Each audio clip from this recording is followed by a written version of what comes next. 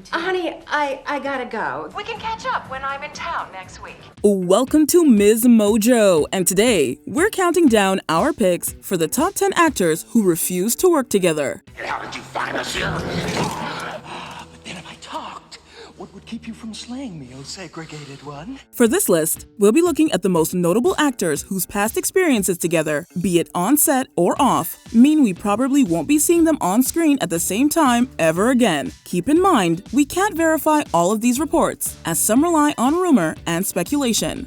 Which of these duos will you miss most on screen? Let us know in the comments. Number 10. Charlie Sheen and Selma Blair. In 2011, Charlie Sheen was officially let go from 2.5 Men. He wasn't out of work for long though, as the following year, his new show, Anger Management, premiered on FX. Sheen's co-star on the show was actress Selma Blair, known for projects like Legally Blonde and Cruel Intentions. I can be sexy. All right, show me sexy. While the relationship may have been good at the start of filming, it didn't remain that way. Indeed, it was reported that Blair expressed unease about Sheen's work ethic and overall behavior. Charlie, come quick. They're about to play the newlywed game with the other couples. I hope we win. Yay! He was said to have taken this information very poorly, giving the producers a her or me type scenario. They chose him. It should be noted, however, that Sheen later said that Blair's character was axed for creative reasons. Oh God, just the thought of a human being walking around with a giant parasite inside them, it gives me the creeps. Oh yeah? Number 9. Robert De Niro and Mickey Rourke. According to Mickey Rourke, Martin Scorsese was interested in meeting with him for a role in The Irishman, but it didn't happen because Robert De Niro said he refused to work with him. Or at least, that's what Rourke says. Hey, Jimmy? Yeah. I'm with the old man and we're driving up. He hopes we can straighten this whole thing out. The film's producers deny that Rourke was ever considered, but the story does go to illustrate the apparent rift between the two actors. It reportedly has its origins on the set of the 1987 film Angel Heart. Such are the hazards of your profession, Mr. Angel. If the fee bothers you, we can have it adjusted. No cipher, you bother me. According to Rourke, De Niro didn't want them to speak and didn't want Rourke touching him in character. With that, De Niro went from being Rourke's role model to his enemy. Number 8. Lena Headey and Jerome Flynn. I would never ask it of you. You would never agree to it, and if you did, I would trust you even less than I do now.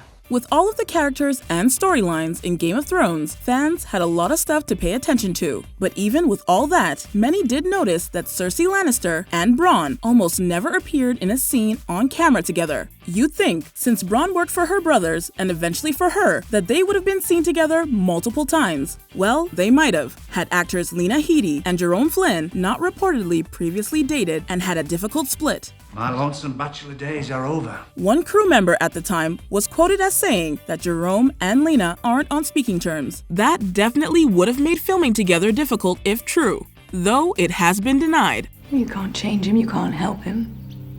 He'll do what he wants, which is all he's ever done. Number 7. Julia Roberts and Nick Nolte. Roberts and Nolte might have loved trouble in the fictional sense, but they apparently didn't like each other much during the filming of their 1994 I Love Trouble rom-com. Look, all I'm trying to say is that if you'd been in town any longer, I'm sure we would have met. And had I seen you, we would have.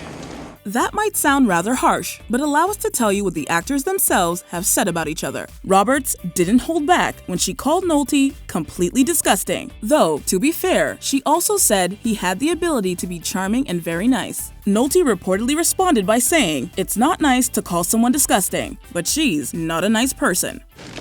I have friends in low places. Since they were the stars of the film, they couldn't avoid being on camera together. But rumor has it, efforts were made to maintain separation during filming where possible. Honey, we've been rescued. What are you doing? Don't do this to me, please. Was I hearing things, or did you call me a second-rate novelist? I was kidding. I never even read your book. I'm sure it's quite brilliant. Number 6. Jim Carrey and Tommy Lee Jones. Tommy Lee Jones said to me, too. He said he couldn't sanction my buffoonery. In 1995's Batman Forever, Two-Face and the Riddler team up against Batman. I don't think it's me you want to kill. That's just too easy for someone as powerful as you. Now, the ancient proverb that the enemy of my enemy is my friend might have held true for the two villains in the movie, but there was apparently no friendship between the two actors off-screen. According to Jim Carrey and the late director Joel Schumacher, it was all Tommy Lee Jones' doing. Schumacher wouldn't get into details, but did say that Jones was not kind to Jim Carrey. As Carrey recalled, he approached Jones one evening during dinner, and the latter didn't hold back his negative feelings towards his co-star. He must have been in mid-kill me fantasy or something like that. He was like, ha, ha, ha, like this, and he went like to hug me, and he said, I hate you. Number 5, Polly Perrette and Mark Harmon. Everyone has their breaking point, and this was mine. In 2016, a dog bit an NCIS crew member, injuring them enough that they required stitches. What does this have to do with anything, you ask? What do you got? I am not at liberty to discuss the details of Director Vance's case with you. Well, the animal belonged to series star Mark Harmon. Actress Polly Perrette, for the safety of herself and the crew, reportedly disapproved of the pet being allowed back. It's been said that a rift between the two actors then formed. Gibbs doesn't do things like that. Or does he? Now I don't know. Things apparently got so tense in Perrette's final season on the show that the actors worked on separate days. Even some scenes of theirs together were reportedly filmed in a way that minimized the actors having to be there together. Number 4, Vin Diesel and Dwayne Johnson. In 2016, while in production on The Fate of the Furious, Dwayne Johnson posted on Instagram calling out some of his male co-stars. He wrote that some conduct themselves as stand-up men and true professionals, while others don't. He didn't name names, but it seemed he was taking aim at Vin Diesel. In 2016, you allegedly called Vin Diesel a candy ass and unprofessional on Instagram and didn't film any scenes together. We don't know the specifics, but we do know that things were so bad that Johnson and Diesel didn't shoot any of their F8 scenes together. A hell of a job, brother. When we get back to the base, beer's on me. Johnson largely left the franchise behind following this. However, he does make a brief appearance in Fast X's post-credits sequence. Will you ever film a scene with him again? You gotta plead the fifth on that. Number 3, Archie Punjabi and Juliana Margulies. Kalinda and Alicia's close friendship was one of the most important relationships for the first 6 seasons of The Good Wife. And while their final drink together at the bar was an emotional moment for fans of the show, it wasn't so for the two actresses. I'm sorry. I'm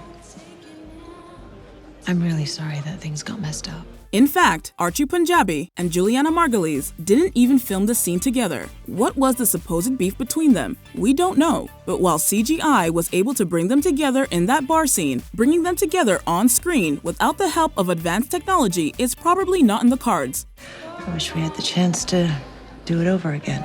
As Alan Cumming jokingly said about the possibility of any kind of Kalinda and Alicia reunion, good luck with that. Can you look?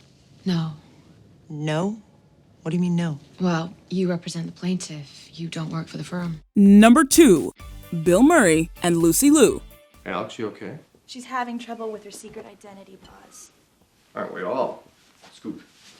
Charlie's Angels was one of the hits of the 2000 box office, and like with many money-making movies, there was a sequel a few years later. But while all 3 of the Angel actresses came back for the second film, one famous name didn't return for Full Throttle. Bill Murray played John Bosley in the first film, but was replaced by Bernie Mac as Jimmy Bosley, his adoptive brother, for the second one. Why the switch?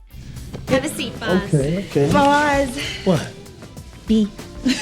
Well, it turns out that during a scene rehearsal on the first film, Murray began insulting Lucy Liu quite vigorously, in a manner that she has characterized as inexcusable and unacceptable. Liu defended herself, and as Drew Barrymore explained, we all supported her and backed her up.